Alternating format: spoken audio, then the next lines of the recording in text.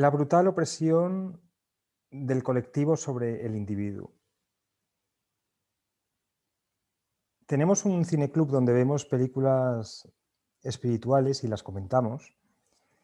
Y hemos tenido la oportunidad de ver una película que se llama El atardecer de la vida, de Wayne Dyer.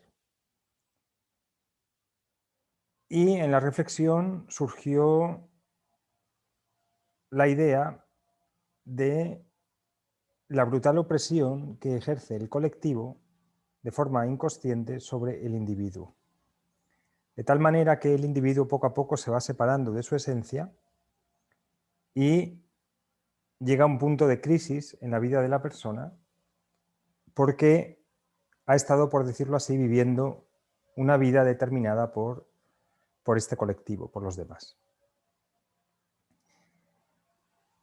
Hay muchas reivindicaciones a favor de grupos minoritarios, pero no hay ninguna reivindicación sobre esta brutal opresión que ejerce el colectivo sobre el individuo. No vemos a partidos políticos, ni a sindicatos, ni a religiones hablando de esta determinación tan brutal que se ejerce sobre el individuo desde que la persona es muy joven. De hecho, hay filósofos que opinan que fuera de este colectivo no existe nada. Es decir, no existe ni siquiera el individuo, sino que son los deseos del colectivo los que se encarnan en diferentes individuos, en diferentes grupos, y se expresan ahí, siendo la capacidad del individuo nula para poder expresar su deseo. Es decir, el individuo no tiene deseos, sino únicamente es el colectivo quien tiene deseos. Yo opino que existe un apartado donde el individuo se puede salir de esa opresión, y este es el camino que enseñan los místicos y este es el camino de la espiritualidad, el liberarse de esta opresión del colectivo. Bien, ¿en qué consiste esta opresión? Bueno, el colectivo desde muy joven te dice lo siguiente: qué comer, cómo comer y cuándo comer. Entonces, aunque el niño no tenga hambre, te van formando en que necesitas comer 3 veces al día, por ejemplo. Esto en una sociedad occidental. Y te dicen qué es lo que tienes que comer, cómo tienes que comer y cuándo comer. Hay, digamos, una opinión pública que se genera, que se va transmitiendo y que, aunque no tengas hambre, tienes que comer. De hecho, hay una preocupación muy grande entre las madres cuando el niño no le come. Y entonces el colectivo lo primero que te dice es qué, cómo y cuándo comer. Aquí no se está teniendo en cuenta la necesidad natural del niño, que a lo mejor no solamente necesita comer una vez al día.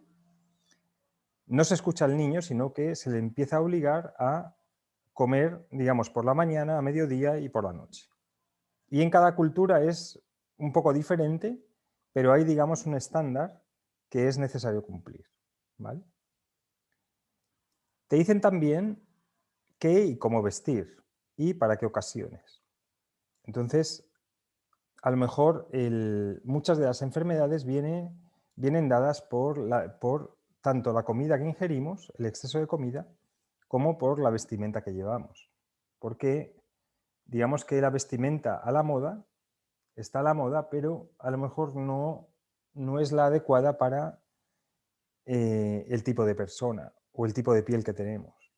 Pero, o por ejemplo, cuando una persona entra en un puesto de trabajo, cuando un hombre entra en un puesto de trabajo, tiene que vestir con traje y corbata, algo que le oprime el cuello, y las mujeres tienen que vestir con traje de chaqueta o vestir de una manera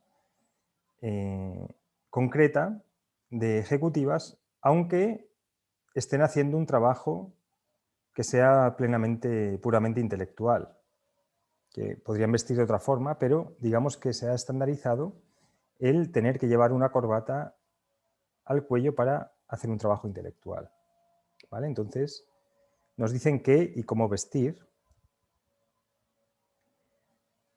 También nos dicen con quién y cómo nos tenemos que relacionar.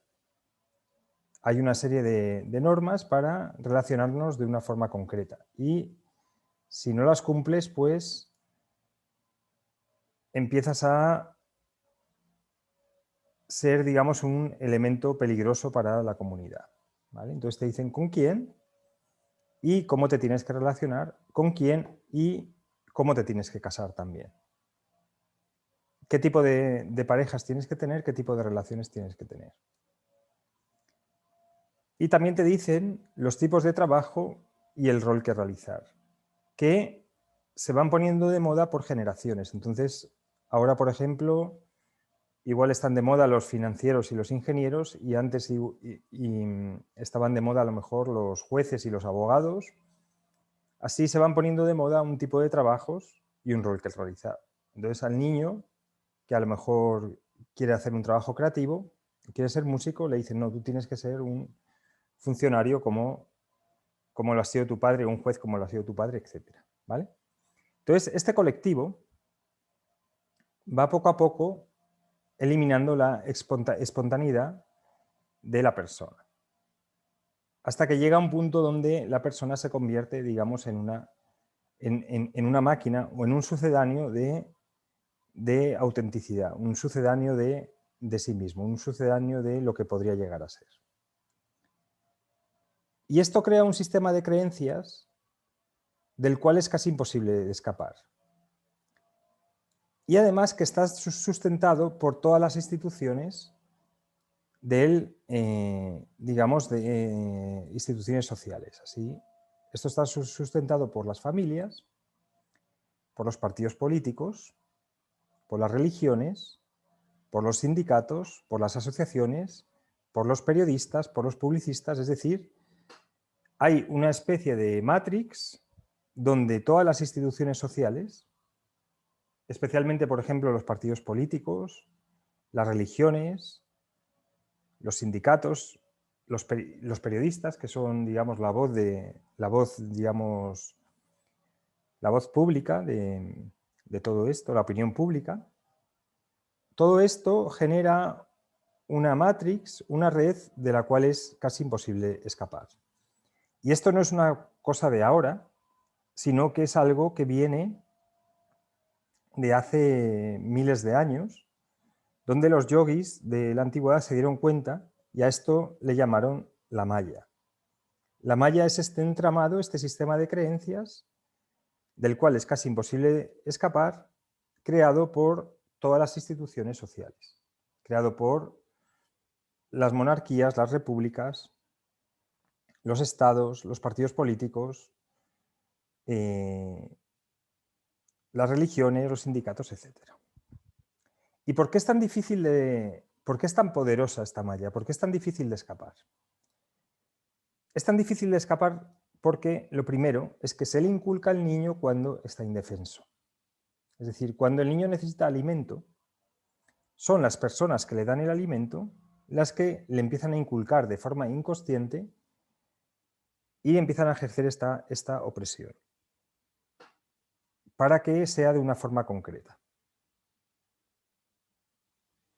Y se le inculca al niño cuando necesita del alimento de las personas que le van a inculcar esto. Entonces el niño, como equipara la verdad con el amor, dice, si las personas que me están dando el amor, que me están dando el alimento, me están diciendo esto, me están diciendo con quién me tengo que relacionar, qué tipo de trabajos tengo que hacer, cómo vestir, pues será que ellos tienen razón. Y por lo tanto, voy a cumplir a rajatabla lo que me dicen estas figuras de autoridad. Si me lo dicen será por algo. Así es como piensa el niño. Entonces, cuando está indefenso, se inculca y se le va, digamos, por decirlo así, domando al niño, ¿no? Además, es tan poderoso porque se incorporan emociones negativas como el miedo o la culpa en el momento de inculcarse. Es decir, hay un castigo, entonces las religiones normalmente te meten la culpa y luego los partidos políticos, las instituciones, digamos, sociales, políticas, te meten el miedo. Entonces, por ejemplo, si quieres comer a destiempo, te dicen, es que estás comiendo de más, no, tienes que comer a tales horas y en tales días y solamente puedes comer estos alimentos. Y si no, te va a castigar Dios, ¿vale? Ahí te van metiendo la culpa. O te meten el miedo si te relacionas con gente de este estilo, de este otro, son peligrosos y por lo tanto escapa de ahí y relaciónate con gente de tu misma clase, ¿vale? Entonces ahí vemos cómo el miedo y la culpa se van inculcando con las emociones negativas. Entonces el niño lo toma como cierto porque viene de figuras de autoridad y se incorporan emociones negativas. Y además el niño los seres humanos tenemos una necesidad de afecto, una necesidad de ser aceptados. Y entonces, aunque el niño tenga otros instintos, aunque el niño tenga otras necesidades naturales, el niño o la niña ceden con tal de recibir el amor, con tal de ser aceptados, porque saben que si no ceden, el castigo es muy grande. Entonces, se impone, por ejemplo, aunque el niño no tenga hambre, si tiene que comer 3 veces al día, se impone que tenga que comer 3 veces al día, porque el castigo que recibe por no comer, el castigo que recibe no solamente es el miedo o la culpa, sino que, que además se le hace el chantaje con el amor, ¿no? Es decir, si no comes, no te voy a querer, si no comes, te voy a castigar.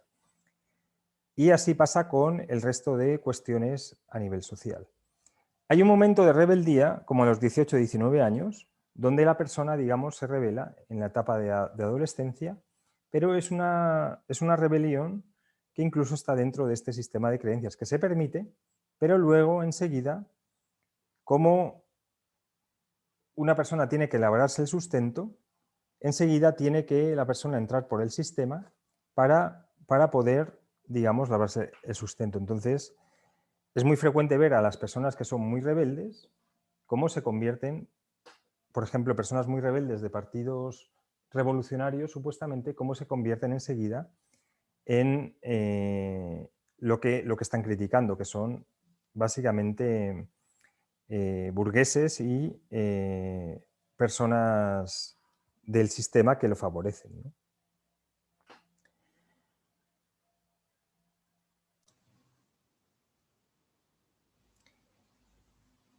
Bien, ¿qué consecuencias tiene esto en la vida de una persona?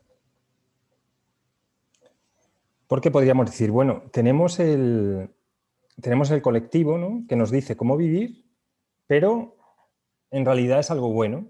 Y hay una parte que es relativa, podría decirse que es buena, que sería la cierta seguridad que te da el colectivo, a cambio de una promesa, ¿no?, una promesa de seguridad. Lo que pasa es que si estudiamos la historia, esta promesa que nos hace el colectivo de que vas a tener una vida tranquila y segura, no se cumple en la mayor parte de ocasiones. ¿Por qué? Porque, por ejemplo, te dicen, ten un trabajo seguro, un trabajo donde ganes lo mínimo para subsistir, luego vas a tener una pensión y además una seguridad social, por ejemplo. Lo que ocurre es que, a cambio de hacer un trabajo mecánico, te van a dar un sueldo para básicamente pagar tu hipoteca, porque también las instituciones financieras están metidas en este saco. Entonces estás haciendo un trabajo mecánico para pagar una hipoteca de una casa, para pagar a las instituciones financieras, y estás durante 40 años haciendo esto y luego te van a dar una pensión que cada vez va a ser menor, no vas a tener capacidad adquisitiva cuando llegue la jubilación y si entre medias no has fallecido. Entonces, la promesa que te hace este colectivo, a cambio de esta supuesta seguridad, es una promesa que se parece a la de las compañías de seguro, que cuando tienen que pagar, cuando hay una catástrofe, no pagan. Entonces, si no hay ninguna catástrofe, vas a recibir una pequeña cantidad, pero si hay una catástrofe, donde, por ejemplo, quiebra el Estado o catástrofe de otro tipo, no te van a pagar. Por ejemplo, en España, en la guerra civil se dividió en dos bandos, entonces había dinero en los dos bandos. Entonces, el bando que ganó impuso su dinero y el bando que perdió, el dinero que tenías ahí no valía de nada. Bien, entonces, ¿qué consecuencias tiene esto en la vida de una persona? Pues empieza a confundir su deseo verdadero con el deseo del colectivo o la gratificación del colectivo. No sabe realmente lo que quiere, no sabe lo que le gusta, porque pierde su autenticidad.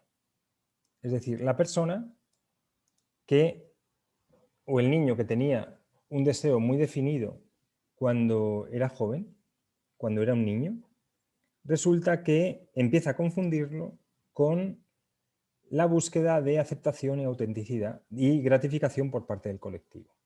Es decir, empieza a confundir su deseo con lo que quieren los demás. Y por lo tanto pierde su autenticidad.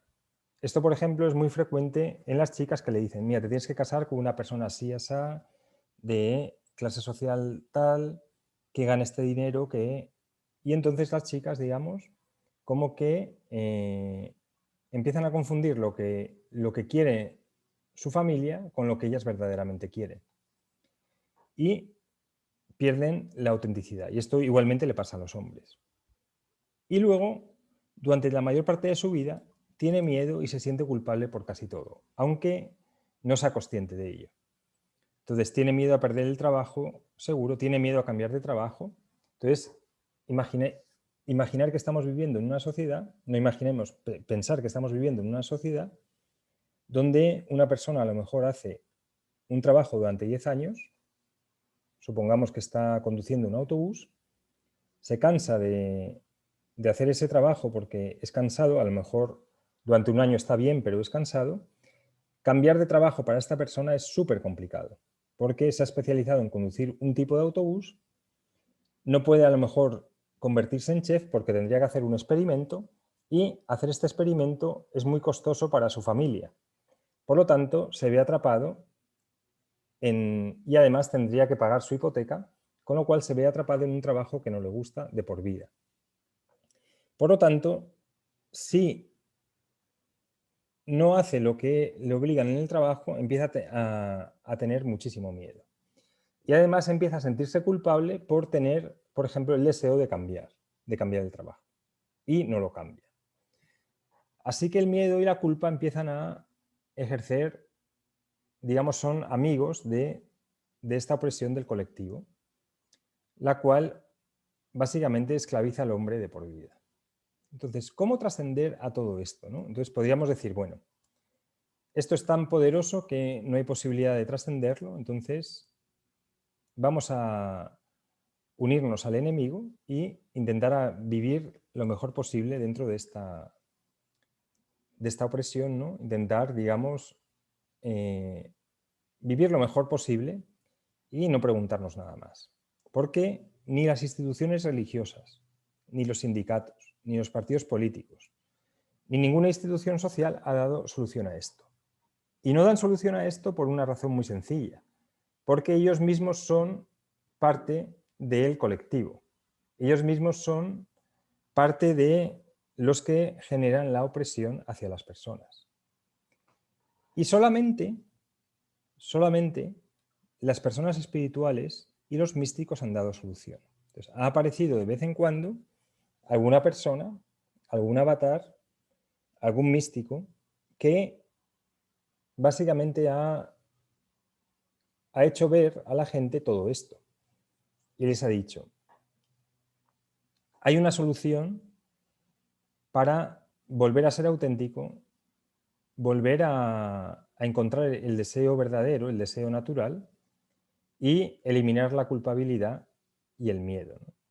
Y los místicos, la solución que dan básicamente se resume en dos. Una es volver a la naturaleza, que significa volver a escuchar al cuerpo, volver al momento donde empezó la opresión o empezó el adoctrinamiento o empezó la determinación por parte de la sociedad. Entonces, volver a la naturaleza y escuchar al cuerpo. Es decir, volver a tratar al cuerpo como un templo sagrado, como algo que realmente necesita atención.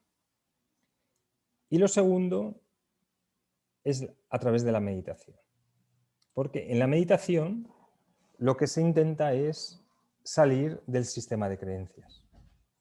Lo que se intenta es conectarte con la divinidad, con la verdadera divinidad, que te va a dar el apoyo y el soporte suficiente y la fuerza como para enfrentar esta necesidad de aceptación que tenemos, ¿no? Entonces, con la meditación nos conectamos a una fuerza superior que nos va a permitir, nos va a dar la fortaleza adecuada para poder enfrentar a todo esto. Entonces, cuando una persona viste diferente, cuando una persona quiere comer cuando realmente necesita comer, va a tener la fuerza suficiente como para no dejarse doblegar por los deseos del colectivo.